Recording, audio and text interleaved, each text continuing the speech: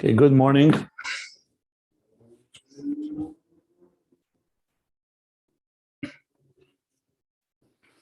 Ayin Beis, volume 3. We are page 1242. 1242.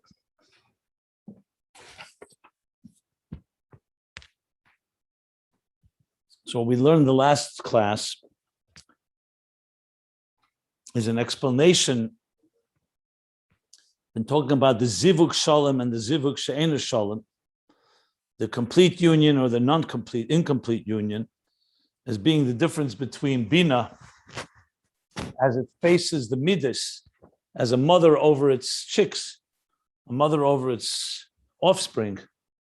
So Bina giving birth to and guiding and refining the emotions. And then it's not a zivug shalom, because then the mother is involved in that level. So it's not equal stature with Chochma, which is focused on absorbing and connecting to the source. And that is a zivug that's not complete. And it relates to the midas. And then there's where Bina connects to the atzmius of Bina, the core of Bina, of the mother, that connects to the core of Chochma, the father, Abba, and equal stature, and in that sense, they're both absorbing a higher reality. They're both gazing at the Metzach, the forehead of Arich, which in turn draws down the Pnimius Atik, Das of Atik, as we learned. Whereas in the Zivug, the Ein Shalom, as he said, they do get the reflection of the face, but it's a lower level of the face where there's the cyrus, the hair, that. Can everyone just mute so it doesn't have any? And that's the two levels that we're talking about. So to explain Ubira Inyan, these two levels in Bina, he said that Bina is the name of Sa'g. The third of the name Sa'g, meaning Gematria 63, which is Sus, horse. The Alter Rebbe explains is twice Sa'g, because like the example of a Sus that has both rides downward, like down from a hill, down to a valley, and upward. So there's two types of hamshachas, there's two types of experiences of Bina. And we learned the first one is how Bina goes downward to the midas. Ima Revi al Bonin, that's hamshachas of seichel into midas, where you're contemplating on something, and it gives birth to the emotions that comes from the revelation of that seichel. But what is expressed from the moichin, from the seichel into the midas, is only a reflection. The etzem of the moyach, in this case Bina, remains hovering like makif, like the mother that's hovering and spreading itself over its offspring. So that stays in a state of makif. And he gave the example at the bottom of page 1241, like when you have the awakening of love that comes from a contemplation of the greatness and the grandeur of godliness. So even when that intelligence, that mind is radiating in the emotion, in other words, it's not just the emotion that's coming an outgrowth of the bechein, of the so-called takeaway message, of the bechein, of the what's the conclusion of the idea, but the idea itself is radiating in the emotion. So it's not just that you come away, they say that I contemplated and God is good, therefore I want to be close to God. That's a bechein. But more than that, that you actually feel in the heart, the whole contemplation, the greatness of God is felt by you. Nevertheless, what is felt is still only a reflection, not the etzem moichin, which is a state of makif.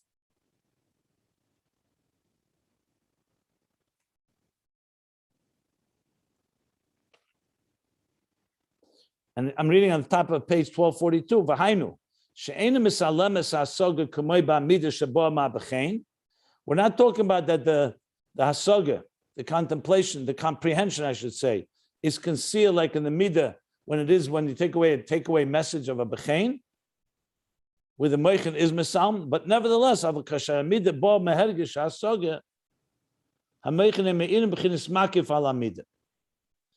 brought from Ageres HaTshuva, chapter 9, that when a person contemplates on the greatness of godliness with a in-depth concentration, and from his Ruach Bina-Sa'g, from the spirit of his Bina's birth, which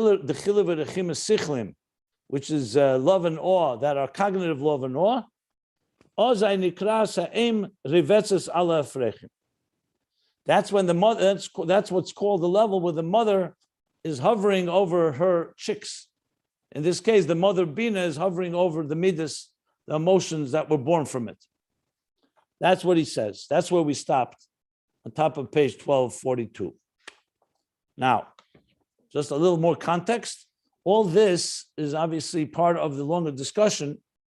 The longer discussion where he's trying to with the development and maturity of the emotions, from behavioral to emotional to cognitive emotional to cognitive Bina, then from Bina to Chochma, and then finally Bina and Chochma, as they unite in the perfect union, Zivuk Shalom, and they draw down all the way Chodosh, not just refining the emotions, but actually transforming them and elevating them to a completely different reality.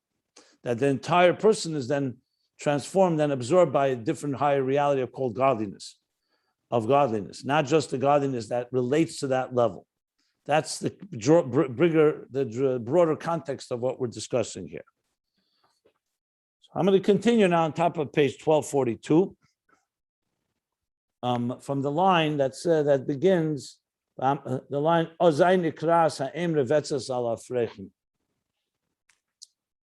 you don't mind, I do want to see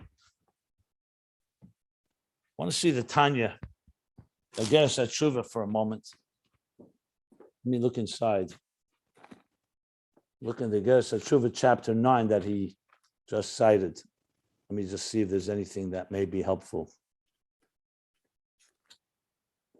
I think the main reason he's citing it is not just it's because it says Eim Revetzes ala Frechim. I want to make sure.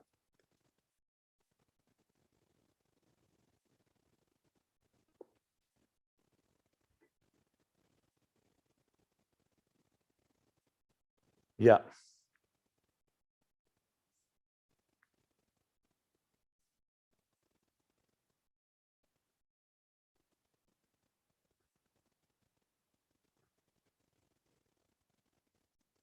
Okay. It's exactly the same quote, nothing to really add. So now we're going to explain more about this makif. What's exactly happening in this process? And remember, this is the first level of Sa'g. This is as the example of the sus, the horse, as it rides downward. So the seichel is going into the midas. So he says now, V'hamakif hazeh, this makif. Now, let me just stop for a moment to explain makif. Makif literally means to surround. The Alter Rebbe in Perek Mem Ches and Tanya says that makif does not mean physically surrounding. It means it's not penetrating internally. It's not felt internally. So from the point of view of the recipient, it feels like it's hovering, or it doesn't feel like you don't feel it.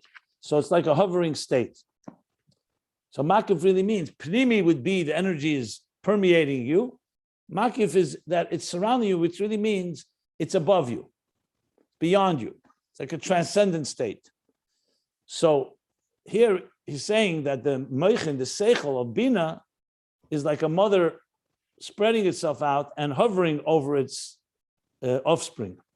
Seichel over that. It calls that makif, like he said. And we're talking here, even when the seichel is radiating, not just the bechein, like the result of the idea, but the seichel is there, but on the midah, it does not permeate the midah, because seichel and midas are two different entities, is what he's going to explain now. So he says, V'hamakif hazeh, this makif, shemer esamida, it protects the emotion. Like, why is a mother covering and hovering over its chicks? Because protecting them. So this is protecting the midah, shelo yeh bo achiza, which means, achiza means there's nothing should hold on to it, nothing should grasp it. In the physical sense, little chicks are very vulnerable. So some predator can come and snatch them. So the mother protects them. In Seichel and Midas, the same idea could happen, but it's in Ruchlis. The Midah, because it's an emotion, and emotions are subject to subjectivity, they're vulnerable in the way. Something can come. If the Seichel is not protecting the emotions, something can distract them to the wrong thing. So emotions, especially when they're not fully mature, because we're talking about the level where they're just being born from the Seichel, so the Seichel protects them. So let's think of it this way. Let's say a person is involved in materialistic things, pleasures of this world.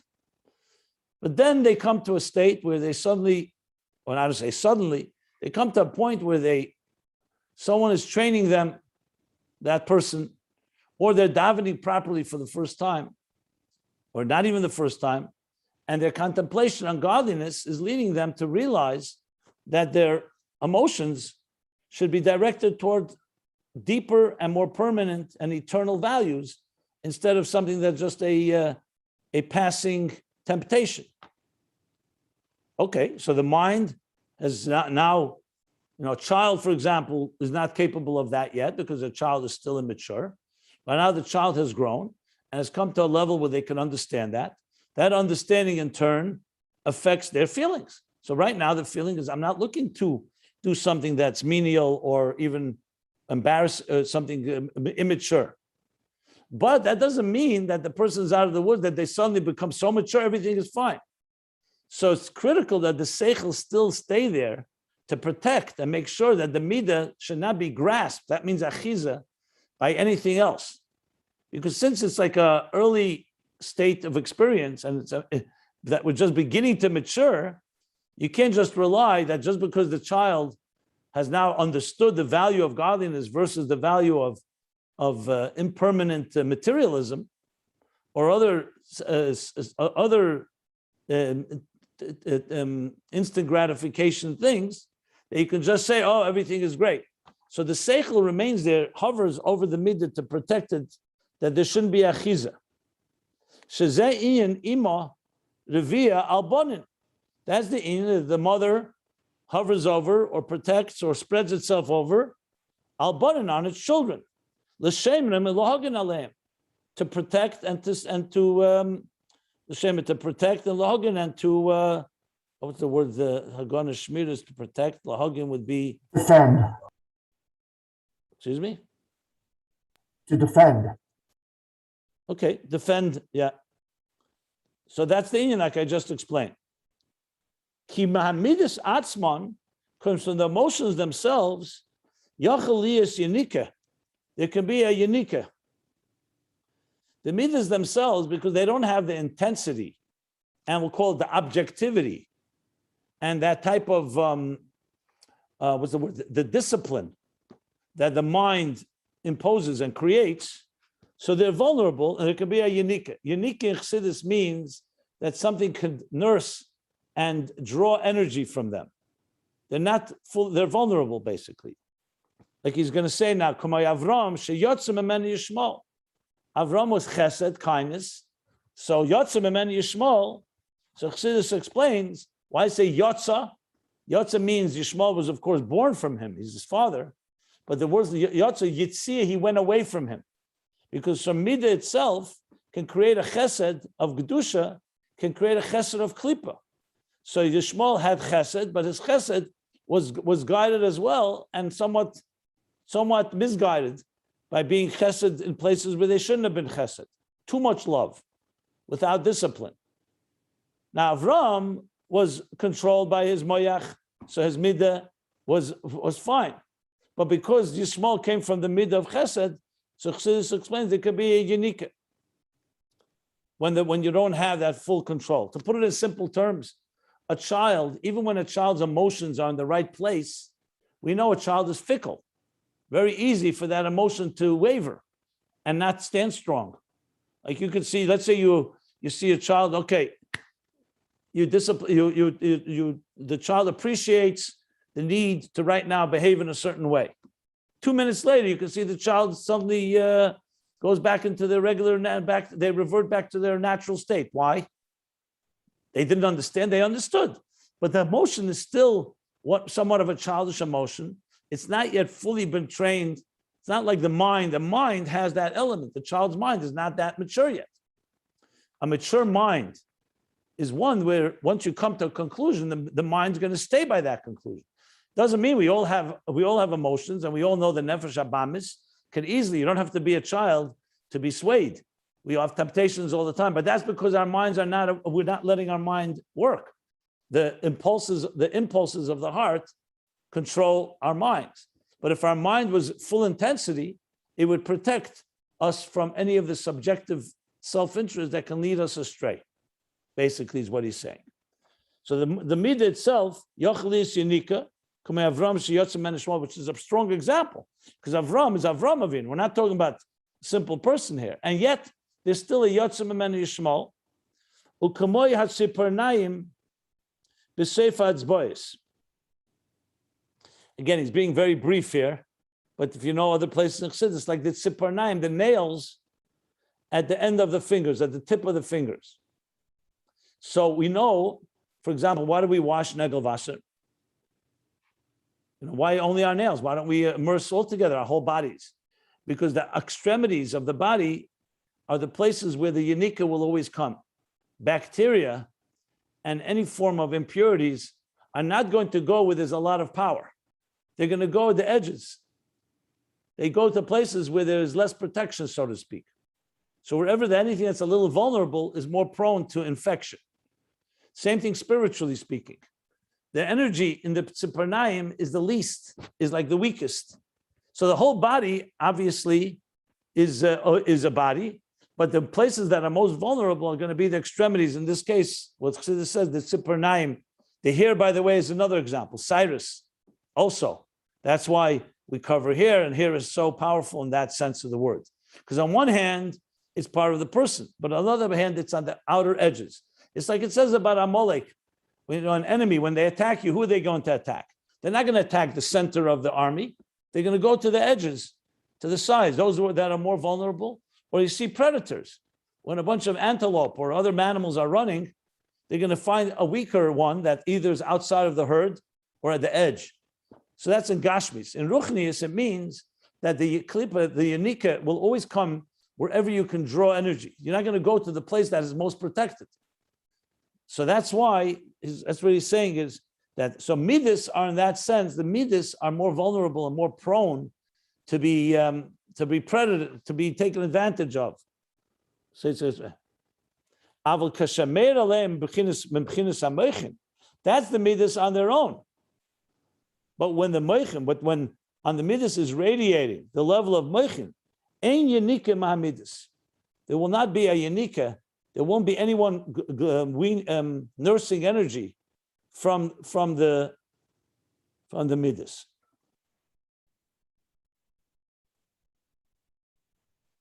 Another example is Chassidus brings example Shmamis Yudayim Tetofesh, that the spiders, there'll be a spider web inside of a king's palace, right? But the spider web is not going to be a spider will never weave a web where people are moving. It'll be in a corner. It'll be somewhere on the edge. Or the example used, like the olden days, the dogs, they would eat from the bones that would fall on the floor under the king's table. They would not come on the table. On the floor, nobody's watching, so to speak. They come and they draw their energy. These are just examples given. You see also the same thing. You'll see maggots and different parasites are going to come. They're not going to go where they are exposed to a lot of light or a lot of power. They're going to go to the edges where it's dark. They're not going to go to a place that's arid, where there's no energy.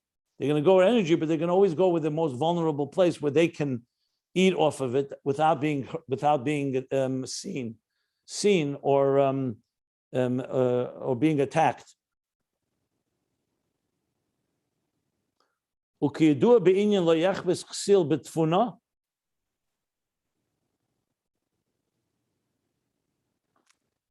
Like it's known, the idea lo yachbes chsil betfun is a pasuk, I believe, in Mishlei and Proverbs that says that the chsil, the fool, does no desire for intelligence. Because if there's too much intelligence, he's not going to benefit from it. So you'll see, chsil here is not just a fool as an idiot. It means, who are you going to go take advantage of? Let's say, if you want to manipulate someone, you're not going to go to the smartest person. You're going to go to the person that does. You don't want intelligence there. You want someone who's a little more who's foolish. That's where the chsil is going to. Leyachbes chsil betfuna. Ki'im bizgalus alev. The kasher amidus klulas b'chinas tfuna ein la chsil achiz behem. So the chsil doesn't want the tfuna, but rather when there's galus alev, when the lev is awakened or revealed, kasher midus klulas b'chinas tfuna. When the midas are encompassed in the level of tfuna, ein la chsil achiz behem. The chsil has no way to hold on to them because they're being controlled by the tfuna, by intelligence.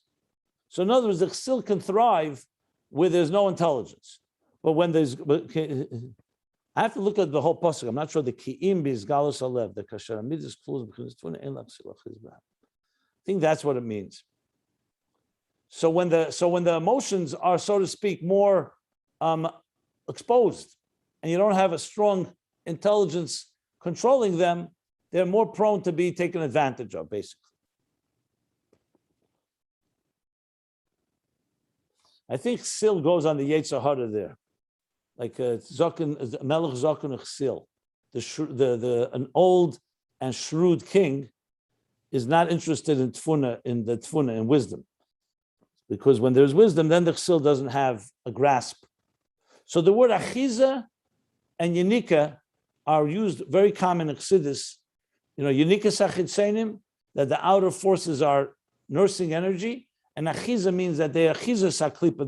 They like a parasite that clasps on you, that grasps, that digs its nails inside of you. What do they call them? Not grasps, grabs. Claws. Claws. Bloodsucker. Yeah, like that, like a bloodsucker type of thing. Yeah. The pasuk. Do you want the pasuk from Mishlei or no? Yeah, if you have it, why not? If you have it. It says haloch, and Safari translates holech es chachamim v'chacham, and then it translates yechkam v'roa ksilim yeroa. He who keeps company with the wise becomes wise, but he who consorts with dullards becomes to grief. Ksilim, fools. So he says the expression leyachbes ksil betfuna there. No, that particular word is not there. No, there's maybe a different verse then. Okay, I'll look. Just type in the actual words. This it may be connected, but okay, it's fine. I mean, if you have it, fine. If you don't, I can look at it later. Okay. U'kamoi kain, and so too, kasher b'chinas tfuna hi b'chinas makif ala midas.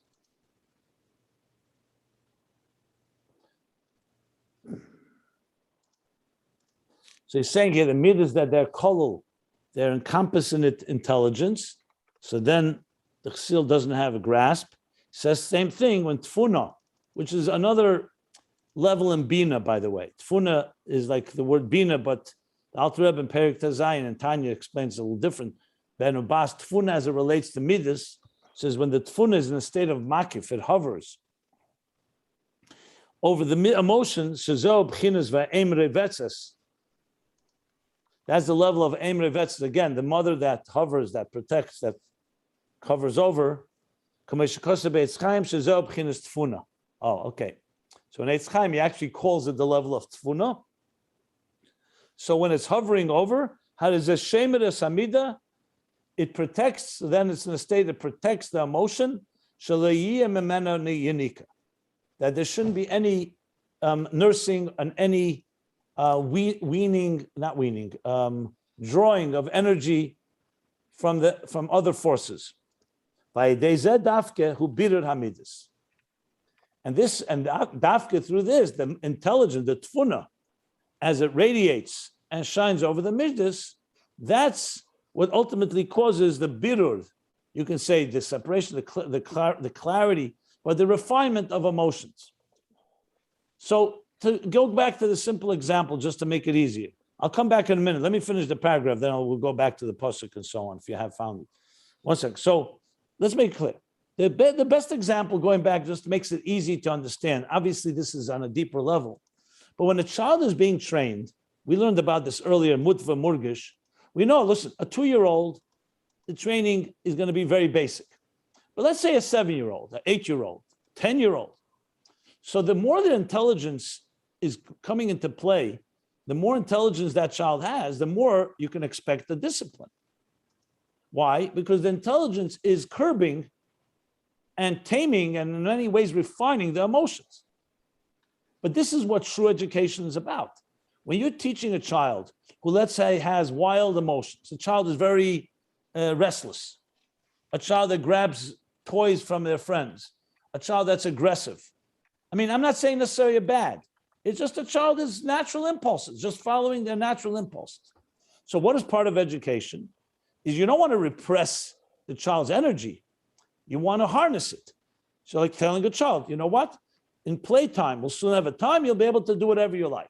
Right now, we have to sit in our seat for a half hour. We're going to learn something for 10 minutes, whatever it is. Now, you can tell the child once, child understands. As the child gets a little older, they understand more. The more they understand, and the more you train them, the more the emotion becomes trained as well. Now, obviously, we can all revert back, even adults at times, no matter how well we're trained, no matter how mature we are, something can tick you off. And suddenly, you know, and you could even be later regret and then be embarrassed how you reacted. This happens all the time. You can have a mature person, someone insults them, or they think they were insulted, or something else happens, and they react in a very emotional way. Whether the other people see it or not, that's another story. But I mean, to say they react. So it's not an uncommon thing. But what the goal is that the more the mind can reflect and say, you know what, why did I get upset? You know, maybe I didn't have to. Maybe other ways to deal with it. What are you doing? The mind is slowly becoming the captain of the ship. So it's important to have emotions, obviously. Life plays itself out on the emotional level. And without emotions, we're just cold computers. You know, just the emotions is a relationship. But emotions that are truly matured, as we learned earlier, when they come to a state of maturity, where the mind has trained them, they are then more and more protected from all these, from reverting back or having different type of experiences. So what he's saying basically is that the Birur Hamidus is dependent on this relationship between the moichin hovering over, literally like a mother that protects, like you see this in the wild. All animals, most animals, for a period of time, their babies and their children hang around them. They have to protect them. They don't know how to hunt yet. They don't know how to protect themselves. You know, you see it all in the nature shows. Then there comes a point where you could see where a mother will leave its child because now the child has learned. But even in the earlier stages, you don't just let your child do whatever they want because they're not wise enough and they're not trained enough and experienced enough. So bottom line is that training, I'm talking about even in the animal kingdom, for sure in the human life, where moyach is much more powerful even. So there's a stage where ultimately you need the aim revetzes ala frechim. You need the mother hovering over, in this case, the seichel hovering over the emotions to train them, to protect them, and ultimately teach them to be able to be strong. So the goal is birur hamidus. Now, the ultimate goal, we learn, is the midas elevate all the way to midas sichlim. That's why this isn't a tangent here. He's talking here the level of Bina right now, the lower level of Bina as it relates to the emotions. But if you don't go through this stage, you're not going to reach the stage of Zivuk Shalom, where the Midas and the Bina go all the way up to the highest level. You can't suddenly expect, let's say, a 5-year-old child or a 10-year-old to suddenly be absorbed by higher realities. First, you have to train the Midas to get beyond their own subjectivity and their own blind spots and their own self-interest and they're being attracted or seduced by whatever's coming their way. Like telling a child, a stranger gives you a candy, you don't just eat it, for example. So first the child has to go through that training in what he's calling here the Bina training of the Midas to be able to then reach a level of Birur HaMidas. as it's known in the Inyan of Sfiras Eimer, the counting of the Eimer. Shulahamshich makifim the ima al azah. So what do we do in Sfiras Eimer? We say Chesed Shebechesed, Gvura Shebechesed, and the Hirotzen near the Sfiras Eimer we say, may this Sfira, may this emotion be refined and cleansed. And what does it say there? And remove all the toxins from it, the klippas. So we go through the mitzvah. Says that what is Sfiras Eimer happen? What is it really happening?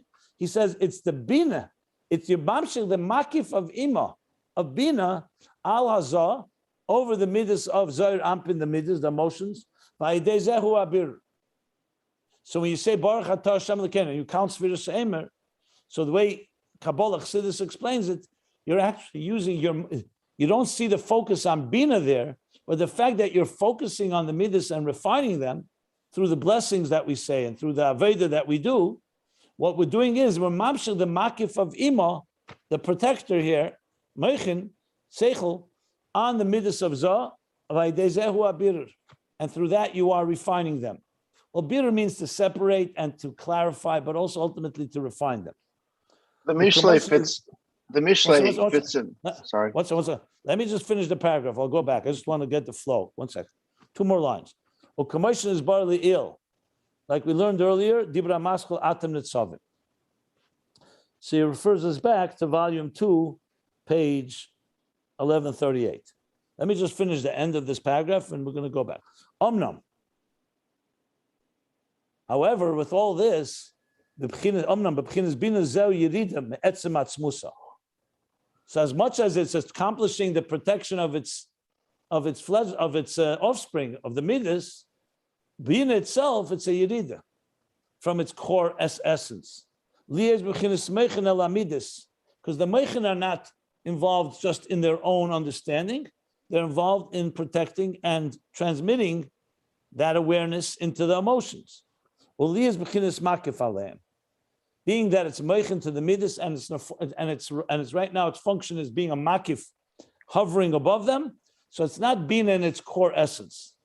It's Bina as it extends downward, which we said before is not zivuk shalom. That's when Bina is not on the level of Chaf.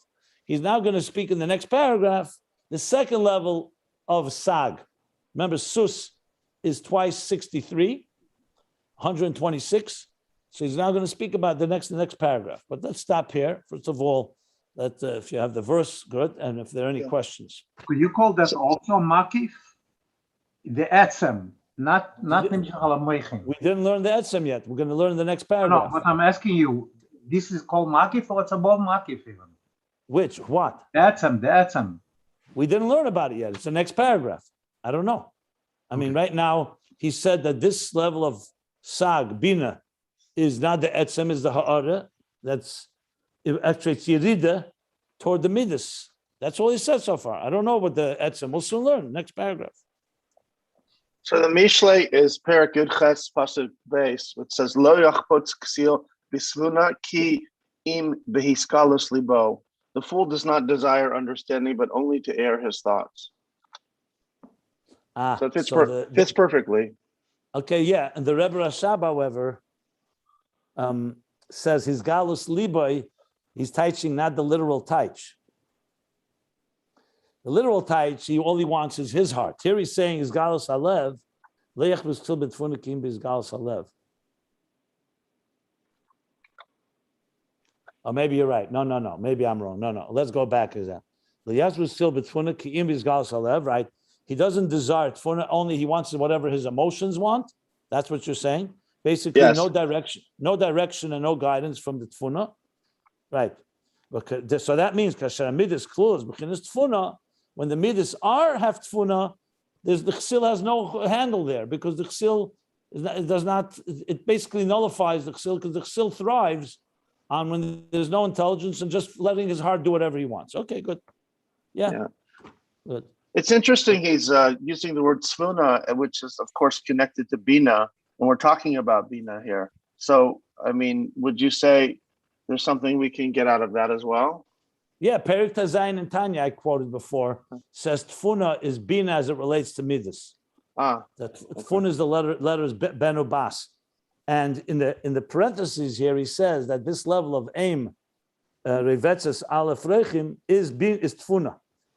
Arevetzes is that's tfuna, because it's bina as it relates downward. Bina on its own is more the etzem of bina is purely is comprehension.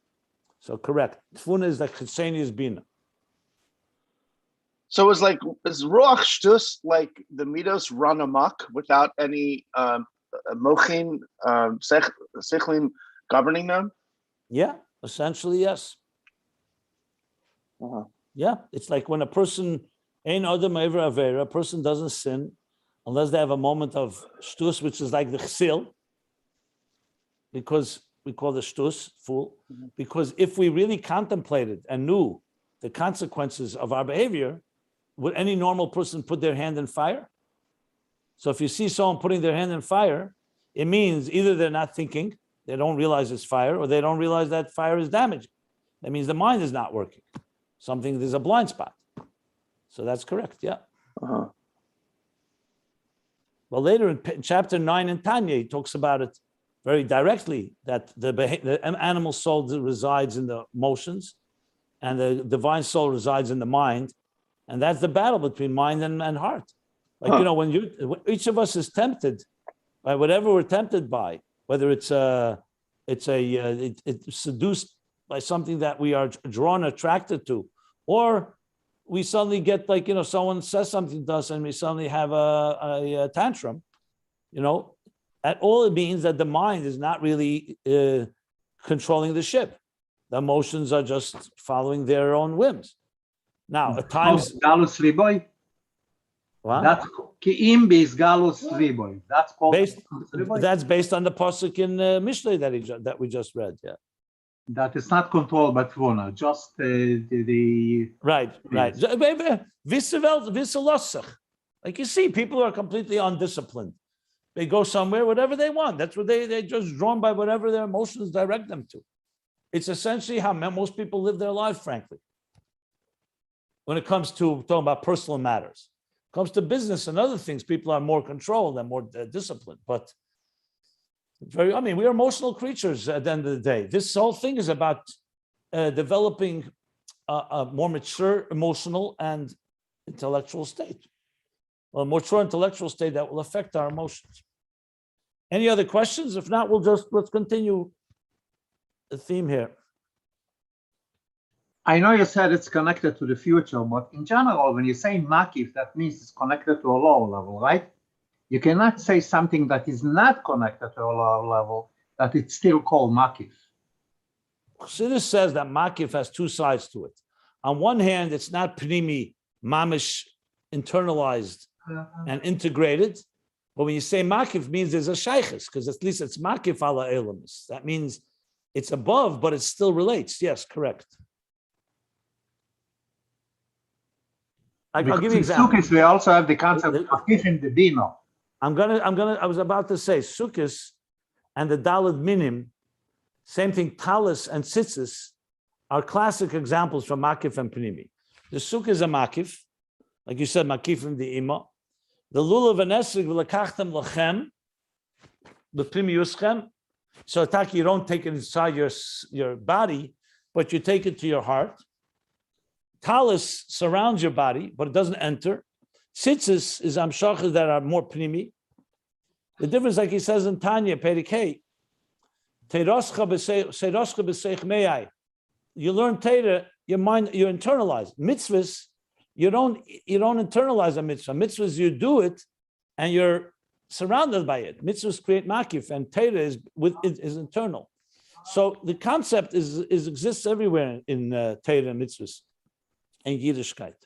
That's why we don't sleep in sukkah, because of makif in the bina. That's middle. Or at least it's sad that we don't know that we don't feel makif in the bina is also a reason. Yeah. Okay, let's continue. Remember the previous page, he said, Bina is Sa'g. You do it in the same Sa'g, there's two madregas. He cited the Torah, the Biram Kibla Yehudim, that there's Beis Pamim Sa'g, the Sus running down and going up. So now he's going to the second level of Bina of Sa'g. Achamadrega Beis the Shem Sa'g. Now, however, The second level in the name Sa'g, again, Sa'g is Samach Gimel, the milui of Yudke Vovke, which combines and adds up to 63. So what is this second level? Hu b'chinas reimamus v'isnasus, b'chinas ki ga.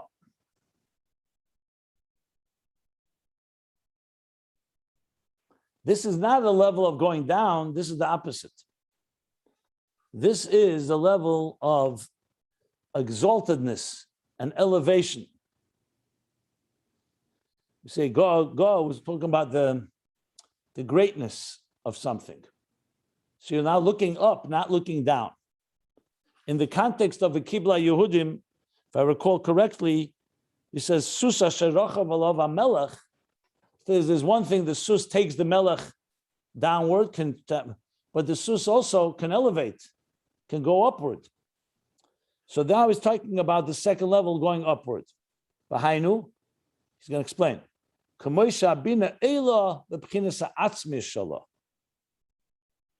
This is how Bina elevates into its core essence,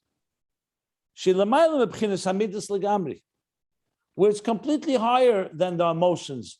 In the first step, we spoke about Bina hovering over and covering and relating to the midas, the afrechim, the chicks.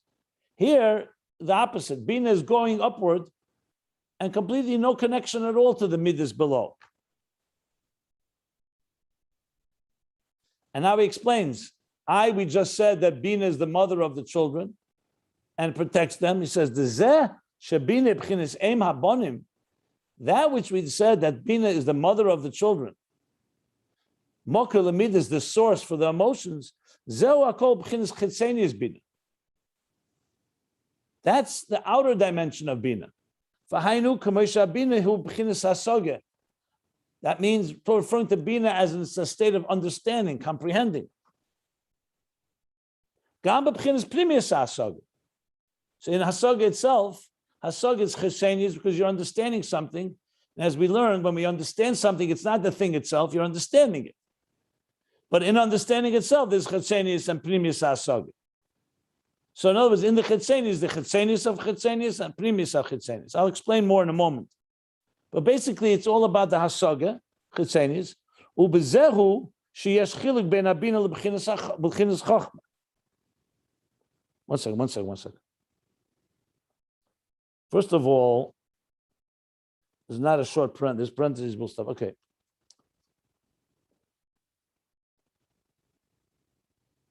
So before I read, let me just put things into context. It'll be a little easier to understand.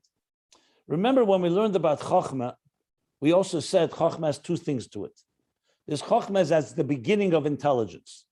The concept, the kernel, the spark, the seed of an idea that Bina develops. But we said that's Chochma as it relates to Seichel. But then there's Chochma as it's a resonating truth.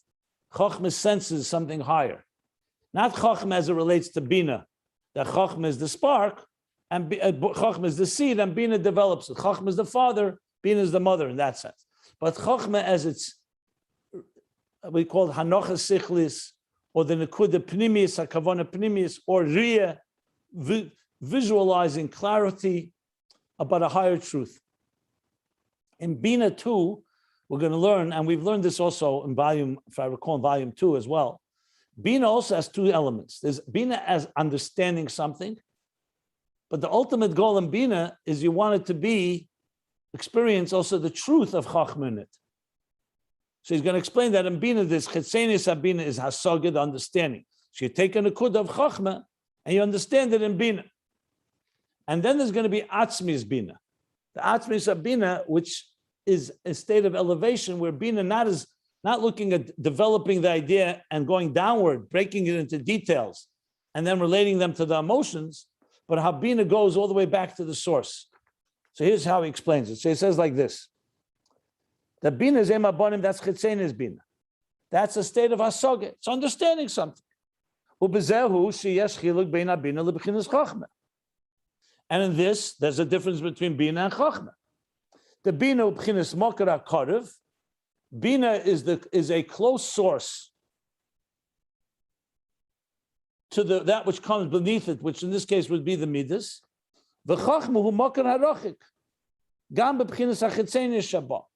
Even the outer dimension of Chochma that relates to Bina is more of a distant source, if you recall. He said this earlier, and then he said there's a level of Primis Chochma that's, I'm reading at the bottom of page 1236. He discussed it there. It says, the Bina is Mokar HaKarev, Chochma is Mokar HaRachik, or Chochma Sheba Chochma is not even a Mokar HaRachik. That's like the inner, deeper dimension where you experience something greater.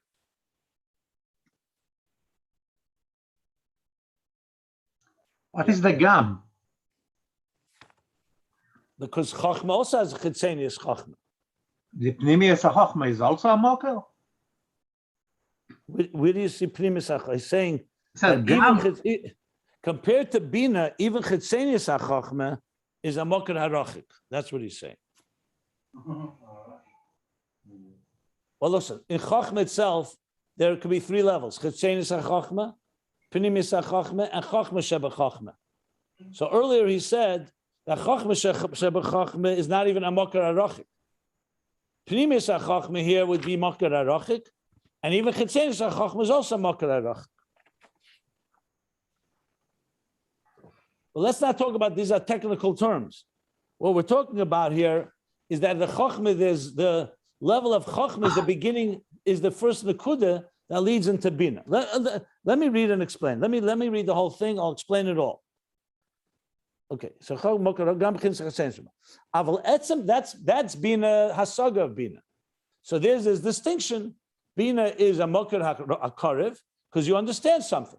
Remember, you can't have an emotion that is directly derived from the father, from the Chochma itself. It's too much of a nakuda. Like a child cannot just come from a seed.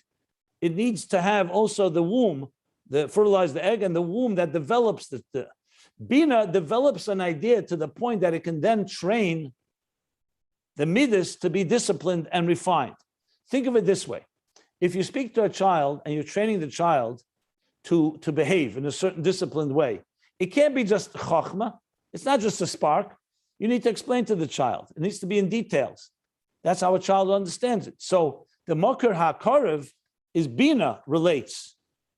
Chochma is a rachik because Chochma is the root of Bina. But that's all we're talking about, a saga of Bina, as in the Chetzenius of Bina. Aval etzem b'chinas ha-Bina, now he says, hu kamoi b'chinas ha-Chochma, she'ein b'chinas Mokar l'midas klal. The etzem of Bina is a different level. We're not talking about Bina as it understands things and as it develops them and as it relates to the midas. We're talking about the core part of Bina is where Bina connects with Chochma, with the truth of the idea. And then it's like Chochma she'ein b'chinas Mokar l'midas klal. Then it's like, that's not like a Mokar l'midas. Like we said, when the father and mother are together in the same stature, we said Shavin became Mosan. Let's talk even physically. When they're intimate with each other, the children are not there. There's no connection to children. They're now looking at each other. Ponim b'ponim. We talk zivuk shalom. It's a complete union where the Bina is not relating to anything outside of itself. It's completely together with Chochma equally. What it means in Moichin, it's not focusing on understanding the idea and explaining it and using it to awaken an emotion. It's Bina connecting to the core essence of what Chochma is able to absorb. So in other words, the contemplation about God's greatness is not just a contemplation that affects your midas, it's a contemplation that returns back to the Nakuda of Chochma, and together they're absorbed in a higher reality, looking at the Metzach of Arich, which requires a complete bittul. Bina, when it's focused on Hasaga, it's a yesh, and it's also focused on the midas, on creating midas, on giving birth to midas. But when Bina is in its core place, then it becomes dissolved into the ayin of Chochma, and then both of them, the full comprehension together with Chochma, the spark, all are now absorbed in a zivuk shalom, which is gazing at Arich, the Metzach, the forehead of Arich, which in turn is bringing down the Pnimius Atik. That's what he's coming to explain now. So etzem of Bina she'ena b'chinas Mokar l'midas klal, shara ameichin v'amidas hen inyanim v'nivdalim zeh mezeh. Moichin and Midas are separate entities and domains. Be'etzem, fundamentally separate. Even though they speak to each other, the mind can direct the emotions. But a mind is not emotions. A mind is detached, reflective, objective. Emotions are all about feelings, subjectivity. There's no such thing as an objective emotion. Ava means you love something. If you love it, it means you're connected to it. In some way, you're drawn to it. The moichin can tell the emotion, this is not something you should be drawn to. But emotion, by definition, is a subjective reality, a subjective experience, I should say. So they're separate be'etzem. Comprehension is bar le'il, like we learned earlier. Dibra maslat sim b'mishpat tipode ha'alef. The first sim b'mishpat tipode, which takes us back, mamish, to the beginning of Ayin Beis, page 74. Ubedibra maslat v'yichul litruma, and the Maimer b'yichul litruma, which takes us back to volume 2. Ubekama duchtin, or drushim, and a number of discourses. I just want to point out, you see how many places, how many times the Rebbe Rashab now is citing previous Maimorim. To me, that's a sign that he's really tying together a lot of different subjects that we learned earlier. Sometimes I describe it here, sometimes not in full detail, just as an aside. But that concludes the parentheses. No, I'm sorry. Parentheses goes another 3 lines. Another 3 lines. Let me finish the parentheses, let me explain, and then we'll take any questions. Remember, all this is a parenthesis that began where he said that Bina b'chinas atzmis, that's higher than Midas, and this parenthesis is qualifying to explain. So what does it mean that Bina is a mother of the children? So he talked that that's the hasaga, the chitzenius of Bina, which is about comprehending and relating to makar karev, a close makar to the Midas and to that which is beneath it, Chochma. And then there's etzem of atzmi is Bina, which connects with that Chochma, and there is no connection to Midas at all, as I just explained. So now he says Valkain, and that's why hamoichin be'etzem he l'mayla ma'midas. Since moichin and Midas are fundamentally different entities, so moichin is not the moichin fundamentally is higher than Midas, like I just explained. Mind is not all connected to subjective experiences. Like it says elsewhere, be'inyan beze fane hayechudim, in the end of 2 different types of unifications. The Hashem Echad, of Hashem Echad, shehein b'chochma bina. These 2 types of unifications are chochma and bina. U'k'mashakasa be'imre bina, like it says in Imre Bina, this is from the Mitler Rebbe, Imre Bina, be'inyan yeda and malkish she'en ze shakl b'chinas hamidus. The Yeda Malkis has no connection at all with Midas.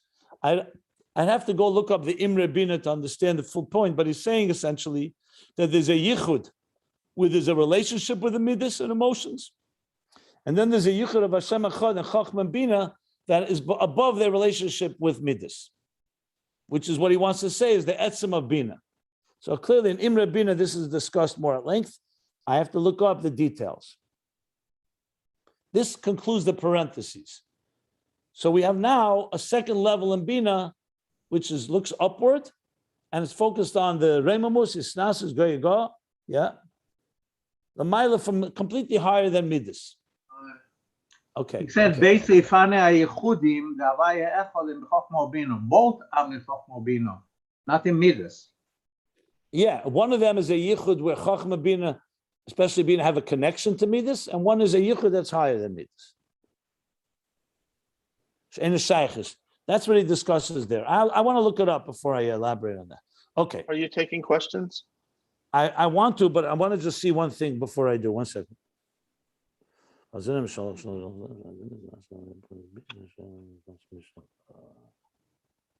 Okay. So he's now pointed out a second level, which, let me just tie it up. In the previous page, he called that the level where Bina is Zivuk Shalom, Shava B'Keimosa, on the same level stature with Chochma, a complete union, and they're both gazing up at Arich. That is a level where our comprehension is now all connected to the point of Chochma, where the focus there is on a higher truth, not on understanding it. not on experiencing it, not on emotional experiencing it included, but on a full absorption in something higher. So even Asaga, even Bina, which begins with comprehension, now can also go back and elevate to a state where, together with Chochma, can experience Elokus from the highest levels, which again, in interface is critical, because Bina was meant to bring it into, that we should relate to it, integrate it. Chochma is beyond us. I mean, it's there, it's the beginning of consciousness, but it's not fully understood by us. Now we're saying that Bina, which it's integrated within us, can return and can be connected with Chochma and experience something beyond. Which generally Chochma was experiencing the beyond, Bina was bringing it down into the Midas. Now there's a higher level in Bina, which is the Zivuk Shalom that has been discussing in the last pages, that also experiences this higher level. That's when a person is completely absorbed with their understanding as well. Yeah. Okay, I'll start. Go ahead. Any questions now? Fine. My question is, at that precise level, that point you just discussed, that Zivuk Shalom, well, where Bina is exclusively focused on, I guess, godliness and the focus of the Chochma. So what is its function then? I mean, I'm trying to understand the difference between Chochma and Bina in that point, in that level, in that Zivuk Shalom. How is Bina functioning at all? If it's focused in the same way that Chochma is, how is it any different? It's not there to draw down, to bring into the body. It's not there for das. It's not there for midos. How is its experience any different than Chochma? And then how is it any different than Chochma?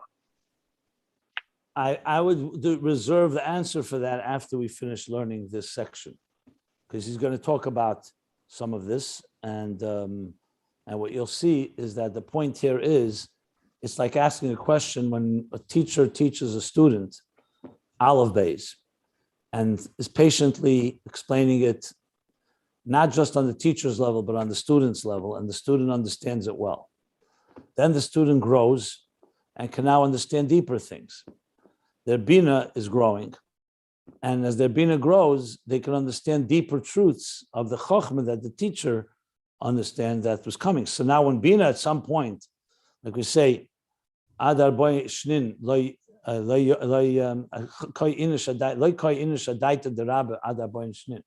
that until 40 years, a person doesn't really understand the core essence of their teacher. What happens after 40 years? The Bina that till now was really just bringing it down to them has now come elevated to the point that it can experience higher truths where once it didn't. So when Bina experiences that, what you have now the advantage is that it's also been internalized. Chochma never is fully internalized. Bina is internalized. Now the question is, it can be internalized, but it's still on a lower level. It can be internalized, and then you grow, and then it becomes connected with Chochma. So you have both qualities, the higher experience, but it's also been internalized because you're ready for it now. So Bina leads the person to be able to be ready to that higher experience. Got it. Thank you. Any other questions?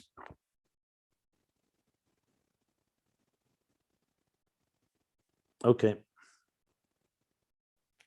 So the next line, he says, Valzen Nemar,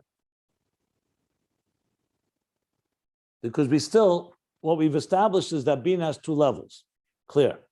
But we've not established how do they speak to each other. How does it work exactly? Does the horse first go down and then it goes back up? Do they speak to each other or just two different stages? So he's going to discuss this now. So this is what it says. It's actually last week's Parsha, yesterday's Parsha.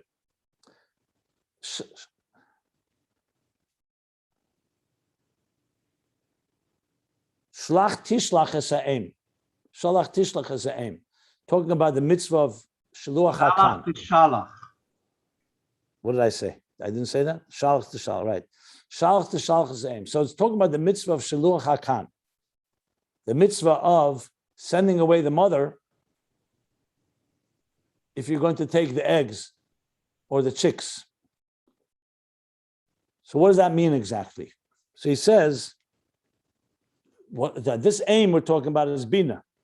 Sheidei hamidus nasa aliyah bebchinas Bina. She'elu bebchinas atzmi shalo. So here's the interesting twist. There's a point where the children need their mother's protection. There's a point where that itself and the midas themselves, like he says here, have grown to a point where you can send away the mother, where Bina no longer needs to be doing this and can go back to its core place, not as a mother of these chicks, but as its own entity of its own. So he says that's what he's saying here. By sending away the mother, that's the midas. Through that becomes an aliyah Bina, that Bina can now Eila, that's sending away the mother to her atzmi's dika level. V'hainu, and he explains. This means after the mother hovered over and protected her chicks, her offspring, the meichin Bina protected the midas. Shezeu b'chinas tfuna. That's the level of tfuna, as we said before. The tfuna, like he brought from Eitz Chaim, where Bina is the chitzenis of Bina. Bina as it's protecting the midas. The hainu, he says again in the parentheses, bechinas chitzenis Bina. The tfuna, he esi is beno bas. This is what I brought before from Tanya, chapter 16. Tfuna is the letters ben and bas, because it means it's tfuna is Bina. Tfuna is a level of Bina, but it relates to ben and bas. Ben and bas are offspring. The hainu bechinas habina shekelelas hamidas ba'atzma, which means the level of Bina as it encompasses in it, in tfuna, the level of the midas within itself. In the midas, Bina is encompassing the midas within it. The he b'chinas em abonim. That's the level as Bina is the em abonim. Chitzeni is Bina.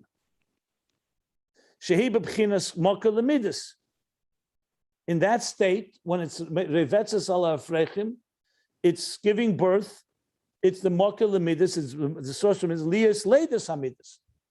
Being that this seichel, this is bonanus, this hasagan is bonanus, this comprehension and contemplation is giving birth to the midas. But now comes stage 2. That is after Bina has done that. Achakach.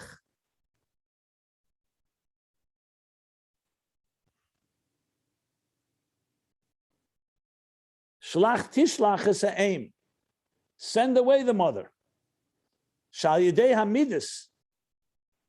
That through the midas, meaning the mother has now given birth to the midas and protected them. Shezeu b'chinas hasus shamomata lamayla. The midas is the level of the sus, like he said, when the sus is going. Oh, no, I'm sorry. Now he's talking the other way around. After the seichel went into the midas, now through the midas, which is the sus, as it's going climbing now mamata lamayla, from the bottom up, nasa aliyas habina b'chinas reimamus. That causes Bina to go to a state of an exalted state that's beyond and outside of the midas.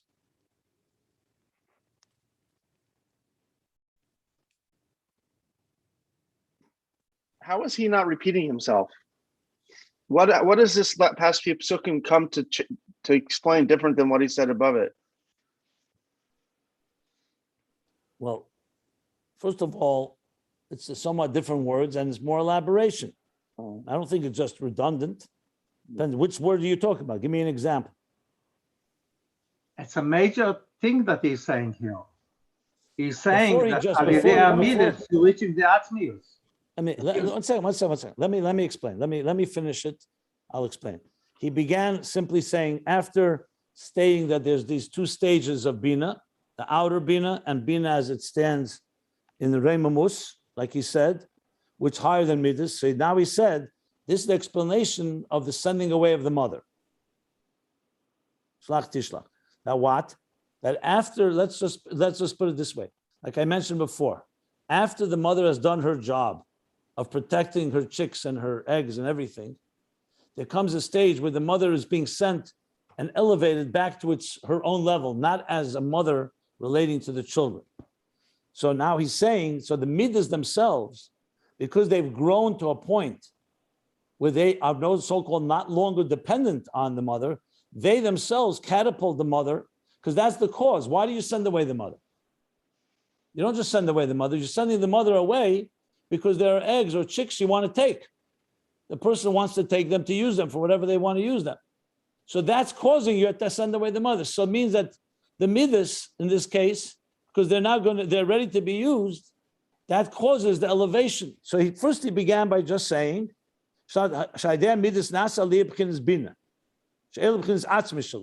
now he explains it in detail that there are two stages.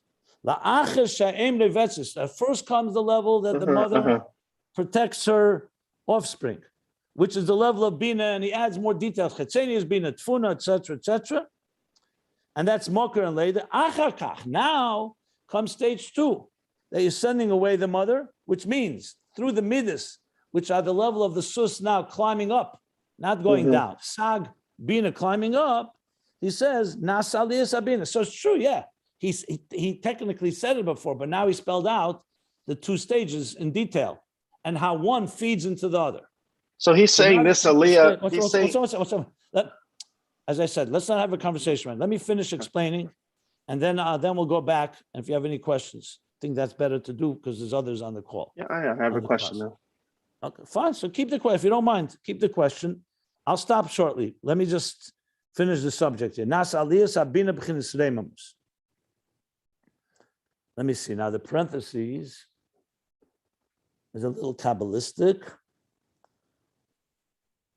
Okay, he's going to explain that. Okay, yes, okay, fine. Let's have an I just want to see how he's going further here. Okay, it's not finished the subject. He's still going to go. There's still plenty to explain here. So some of your questions may be answered. Maybe they won't be answered, but it's up to you. Fine. If anyone wants to ask, go ahead. So my question is he's saying here that this aliyah of Bina can't happen until the midos are, say, sufficiently mature that they can essentially allow the mother to go away. So in other words, it's connected. He did not say that explicitly. Maybe implicit, I'm not sure. I would wait to see how this develops further, whether he's going to say that or not. All he said is that it's 2 stages. It seems like that's the case, but he didn't spell it out, that's for sure. It seems the case when you think in context of maturity in general, we know that's the case. The mother doesn't have to sit and hover over her chicks once they become adults, that's for sure. The question is what stage that happens, but he doesn't really explain, doesn't say that literally. He just says that first comes the stage when Bina is protecting the emotions, and then comes the stage Shala. But he does say it's al yedei hamidus, so that seems to imply that the midas are now at a place where they're causing the Bina to go. Now, you could also say, 1 second, just because you want to have the eggs or the chicks, that maybe you have to wait till those chicks are older. So you could always ask that question: who decides when this stage comes that Bina can go back to its core? But that he doesn't discuss here. Now he's just discussing that there are 2 stages. So I would stick to that. I don't know more than that. It's hard for me to say conclusively anything until I read more. I think it's going to become clearer as we go, I think. You could also say that there is no midas without Vuno Be'etzem. Zivug or Shlim is when it is the midas is Be'etzem, then it's midas. Then hold on, wait, what's that? No, hold on. Now you're talking about something completely not. Right now we're talking, this is Zivug, that's not called Shlim, when the Bina is giving birth to midas. Yeah, but you cannot have midas without Zivug or Shlim. Here he's saying that the midas brings the Zivug or Shlim. What's that? Do you have a mocker for that? No, this is a new thing that he's saying here, that al yedei midas you reach into Bina Be'etzem. But if you're taking the Gashmius, Zivug or Shlim has to be Chochma Bina without children. That brings children. That's true or not? It's fine to say that, but he doesn't. But that does not mean that the Chochma Bina are relating to the midas. They're just giving birth to them. Then there comes the stage where Eim Revetzes al Habonim, al Afrechim. So what you're saying exactly? I'm saying that they are not relating to the midas. The Bina is Be'etzem. Then you have the midas. Yeah, but okay, but that's correct technically. But I think in Aveda it may work the other way around. I'm not sure. I don't know. In Aveda you can start with Zivug Shalom if you don't have first Zivug Zayin Shalom. In Meichen and Midas. Not sure about that. Because that's a good question, because Here he's coming to say that you go through mutva, murgish, muskal, till you come to a point where Chochma and Bina are united completely, zivuk shalim, and the mistaklim al metzach of arich. In Aveda Sa'adam, is that how it begins? We start with the highest level. In Aveda Mamat L'mayla, it would seem that you first start with midas. You work from midas to meichin, and from meichin to higher level. So we have to understand, are we talking Aveda here, or are we talking how the Eibishter created Atzilus? If the way creation happened, yes, correct. First there's a zivuk shalim where Abba ve'ima give birth to Zah. Then there's the lower level, then comes, so we have to talk about, we're talking about Aveda, we're talking about creation. You see what I'm saying?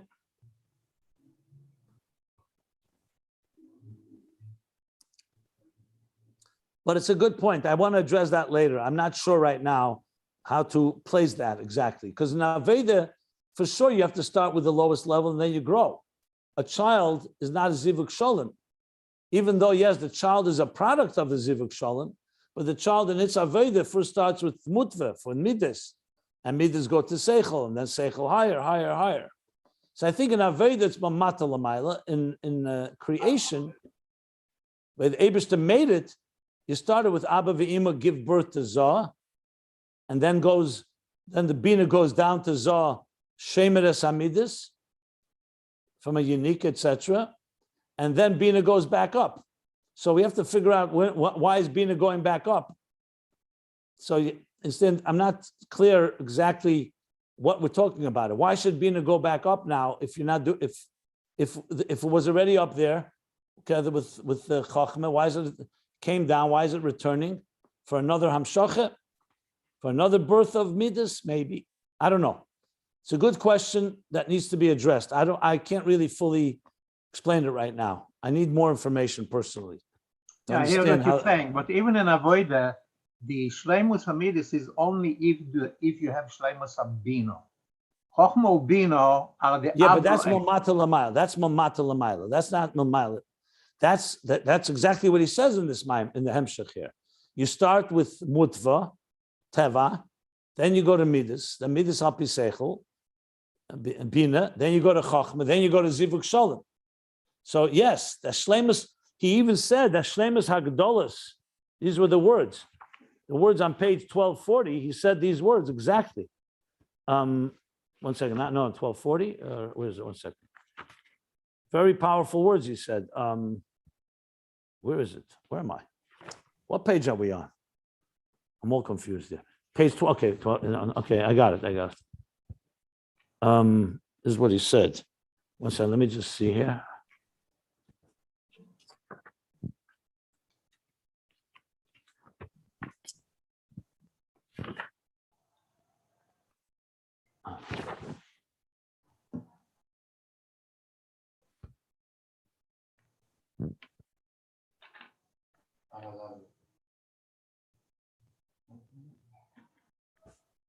I can't find the lashon I wanted right now, but he said tachlis hagdolos hamidus is when it reaches the level of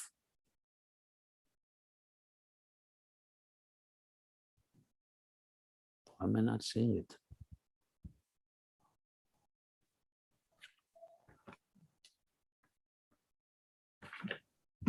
Okay, but I think we should wait before we come to any conclusions with this, because at the end of the day, remember, you want the midas to be transformed to midas sichlim, that midas will also experience what Chochma and Bina experience. Remember earlier he said that the midas become completely part, there's no hergish midas, because they all became part of the experience, the higher experience. He hasn't finished that yet. Now he's only spoken about Bina and Chochma. So we still have a level to go where the midas themselves get elevated to this higher level. Were you looking for the expression on 6 lines down from Mem Aleph, on Mem Aleph, where it says godless, tachlis hagodless, Zah? Is that what you were looking for? Yeah, that's exactly what I was looking for. Right. Tachlis hagodless, the Zah, nikra godless abba. In other words, we're going to end up here that also the midas get elevated. But before we go there, he's talking about Chochma and Bina. That's why I don't want to confuse matters here. Right now, it's Chochma and Bina. He said now that the midas through the midas comes a shlach tishlach as a aim, and that's the level that the bina goes back to a state of reimamus. That's where we stopped here. So I just want to make sure no one's confused there. So right now we're talking about basically two stages in bina. One is bina as it serves as a mother of its chicks, which is bina protecting the midas, hovering and protecting over them, makif. And then there's the next stage where bina elevates back to the level of reimamus, all the way up to the level of chochma, atzmis bina.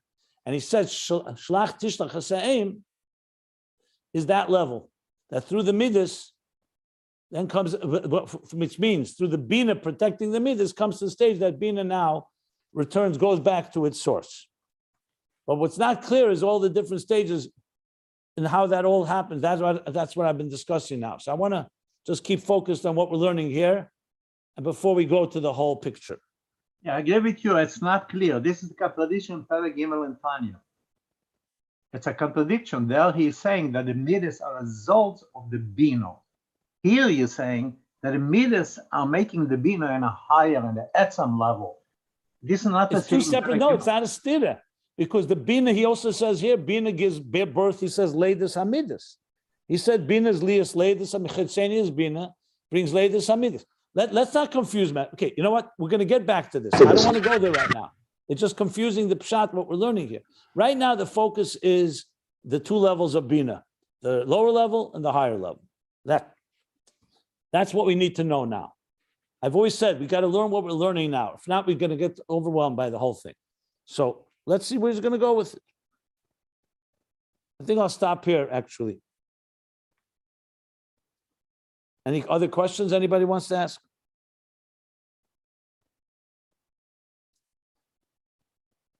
Maybe I'll just read the parentheses, so we'll complete the parentheses. So now he says, V'oz. Before we said Bina is called Tfuna, Benubas, that's how Bina, outer Bina relates to the emotions. Now he says, V'oz niklezo ish Tfunes. When Bina goes to the level of Reimamus, back to its core essence, then Zoh is called Ish Tfunes, which means a person of understanding, a person of discernment. Emek HaMelech is a famous Kabbalistic sefer from a different school of thought of the Talmidei Arizal, from Yisrael Sarug's Talmidim. His name was Betzalel Hertz. So he writes in Emek HaMelech, the Shiur Daled, chapter 141, the Pirish v'ish tfunis yad leno. So the pasuk says, "Ish tfunis yad leno" comes from the word geshept. Huh? Yid leno. Yid leno comes from the word geshept. When you draw water, so you say a dal is actually a pitcher, a pail. So ish tfunis yid leno, that the ish tfunis yid leno draws. What does he draw? Says the Zoh Maila B'chinas Habina. B'chinas Tfuna, sorry. Zoh elevates the level of Tfuna. So he's bringing a source. I'm going to look it up after this class. Zoh elevates Tfuna. That's what means. Ish Tfunas Yidlena. He's drawing, meaning the Midas, Zoh, elevate the Tfuna. The Zer Yidlena Maloshin, what Loshin? Dalu Eine Lemorim. Yidlena from the word Dal Eine Lemorim means to lift your eyes, and Aliyah. Dala means not just to draw, it means to elevate your eyes to heaven, above. Shubchinas Aliyah. So he's teaching Yidlena from the word Aliyah. That Tfunis, which is Bina, is elevating through Zoh. Like it says elsewhere. It's basically bringing a proof to what he just said inside. That is the midas that elevate Bina. But look at the next line. He says, Va'inyan hu, which means he's going to explain this. That's why I think we should be patient. I'll stop here at the end of the parentheses at the bottom of page 1242. Feel free to peek ahead Maybe, so may help understand all this.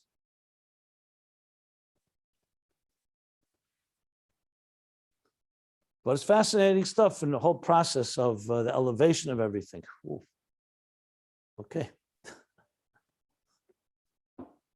It is very fascinating that this is coming directly after he said that moichin are separate be'etzem from the midas, and here he's concluding that the bina be'etzem is coming a result from the midas.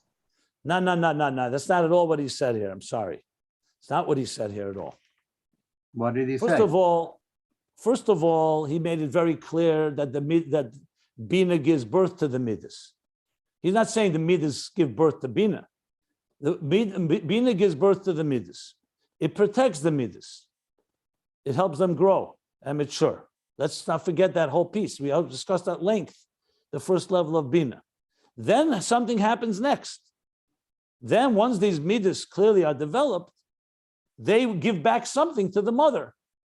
Essentially, that elevates the mother back to its core essence. It's not a contradiction, it's two stages. That's how I understand what he's saying here. So moichin is be'etzem l'mayla from midas. And yet, moichin gives birth to midas. While the mother is involved with the midas, it can't really be in its atzmizdika place. Even practically speaking, when a mother has little children to take care of, she can't really be completely herself and take care of her own self, her own, let's call it atzmius. So then comes a point where she can go back to the etzem of what Bina was meant to be. The etzem of Bina is not just being a mother of the midas. It's removed from that. So there's a level of Bina that's shaykh to midas. There's a level of Bina that's not shaykh. While it's busy with the midas, that's what it's doing. Then comes the shlach tishlach haseim. Then comes the level where the midas themselves. We have to look up what does it mean that the midas are doing that. I explained it that perhaps the meaning is that once the midas are mature, in a way, it almost like frees the mother to go back to its source, where it began from. But it could be more than that. It could be maybe like a yafa ben like that midas help, a mother with older children, the older children help the mother. Maybe it's something like that the midas actually now support the mother in a way, in its journey back to the Reimamus. But remember, Bina is always going to be the mother that's higher than the midas, but it doesn't mean the midas cannot catapult and lift the mother to another place. He hasn't spelled out what that means exactly, the aliyah. So it's hard to just fully evaluate it. I want to look up the Emek HaMelech and look through the Maimorim on Kiseitze on Shlach Tishlach Haseim that the Tzemach Tzedek, I'm sure, talks about it at length, and see more about it. But this is the Kud, at least. Okay? This seems to be an optimistic and Kabbalistic understanding of empty nesters in our society. Well, the Rebbe said, when he established the Tiferes Genim Levi Yitzchak, he said that now that the children left home, don't sit around, start learning Torah. Maybe that's Bina going back to its atzmis, Empty nest. We were talking about sending away the mother. So the term is used even in this current society. Empty nester. And maybe this is also part of a lesson that some people may learn, and when their mothers or mothers-in-law are meddling too much, you could always quote the pasuk. Shlach tishlach haseim. Obviously in a respectful way. Right? Okay. They call them suffocating mothers. Helicopter mother, I think. Oh, helicopter, they hover, right? Hovering. Okay, we all love our mothers. Tomorrow. Yeah. Okay, so we're going to stop here.